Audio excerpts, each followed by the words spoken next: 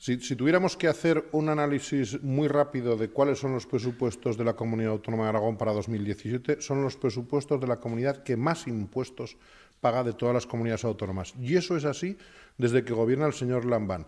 Pero además, si tuviéramos que referirnos a la provincia de Huesca, hemos de decir, lamentablemente, que parecen unos presupuestos hechos contra Huesca, hechos contra la provincia de Huesca, como si Huesca ciudad y Huesca provincia tuvieran que recibir un castigo. Y eso podríamos analizarlo por sección por sección. En agricultura no se cumple ninguno de los objetivos que pedían los sindicatos agrarios. En obras públicas no hay ningún tramo nuevo de carreteras. En sanidad no hay inversiones en ningún centro de salud, ni de Huesca, ni de Barbastro, ni de ningún lugar de la provincia. Solo hay 300.000 euros para el Hospital de San Jorge.